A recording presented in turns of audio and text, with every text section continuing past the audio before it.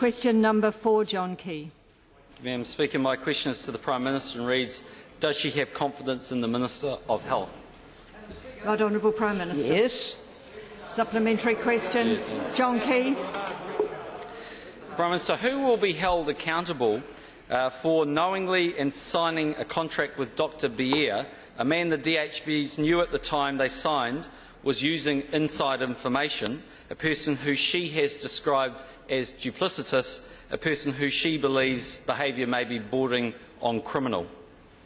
Madam Speaker. Right Honourable Prime Minister. Madam Speaker, clearly the board is accountable. The first task right now is to see that lab services can be secured while the government considers what other inquiries might be made. Supplementary question. The Honourable Phil Goff. Madam Speaker, is it correct that Dr Bier's impropriety in remaining intimately involved in the deliberations leading up to the selection of the lab service provider, when he had an absolute conflict of interest, lies at the heart of the problem, yet while he was doing this, he was directly and personally supported by his close friends, National MP Dr Paul Hutchison and his running mate for the board, Dr Jackie Blue? Madam Speaker. Right. Madam Speaker. The Right Honourable Prime Minister. Madam Speaker, I can absolutely confirm that to be the case. Indeed, when one looks at Dr Bier's letter to Dr Paul Hutchinson, it is clear from the letter that Dr Hutchinson suggested that Dr Bier write to him soliciting a letter to Wayne Brown. It is further clear, Madam Speaker, from my investigations that Dr Bier acted as a scrutineer for the National Party at the Onehunga Primary School booth in 2005 general elections.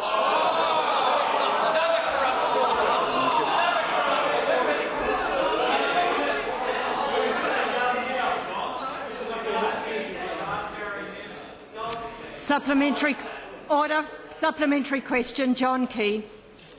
Why should the New Zealand public have any confidence that the same people that she is describing as having no confidence in it all and refusing to express confidence in are now being asked to sort out the contracts and the mess that she seems to be blaming them for getting the public into?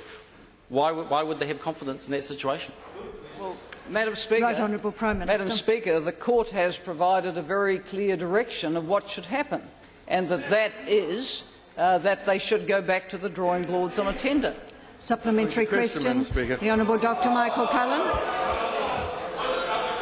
Order, please. Please be seated. Now, there is a practice growing that when some members rise to ask a supplementary question, there are comments that are made that are certainly not conducive to keeping order in this House, of a personal nature. Now, every member in this House is entitled to ask a supplementary question without that sort of a comment from any side of the House. The Honourable Dr Michael Cullen. Madam Speaker, what percentage of the Labtests consortium shares did Dr Bier have and at what price? And what did he and his partners gain from this involvement? Madam Speaker. Right Honourable Prime Minister. Madam Speaker, the court judgment reveals that Dr Bier was given 15% of the Labtests consortium shares for a total sum of $83,000. The contract value, of course, over 8 years of the contract was $500 million.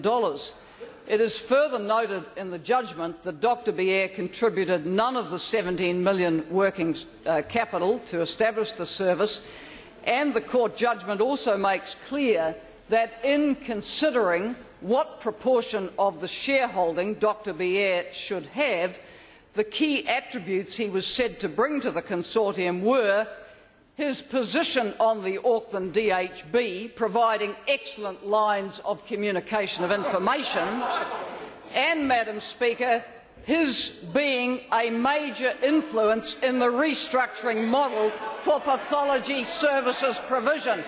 Madam Speaker, this was a man Jackie Blue was proud to have scrutineering for her at the 2005 general election. Supplementary question. Yeah, that's right. You're happy for him to sign a contract? Yeah. Your appointees?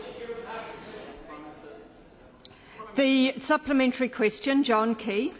The Prime Minister thinks the appointees can't do their job properly, and the Prime Minister thinks that Mr Beer is such a bad individual. Why is she entertaining him possibly being able to enter into a new contract with him, with the DHB?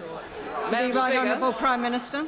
Madam Speaker, I would like this answer to be listened to in silence because I want to be very careful that I do not say anything that invites judicial review. Madam Speaker, any such direction from me on who should be considered for the contract could well invite judicial review. I note from the judgment that the plaintiff is no longer seeking a remedy that Labtests not be able to tender, and that the court in fact ruled that the unfair advantage Labtests gained is overcome by starting the process again. The court further ruled that the very public nature of the proceeding had now effectively neutralised Labtests' advantage. Supplementary question. No more supplementary. Supplementary question, John Key. Prime Minister, how can she have confidence in the Minister of Health, who told the House yesterday that he has no objection to the Auckland Regional District Health Boards giving a multi-million-dollar contract for lab services to someone whose behaviour she has suggested could be criminal? Madam Speaker, Right Honourable Prime Minister. Madam Speaker, I was here yesterday and I'm not sure I heard anything along those lines, but I would repeat the answer I just gave, that for either I or the Minister to indicate who a tender should now be awarded to runs the risk of a decision following such a direction being judicially reviewed.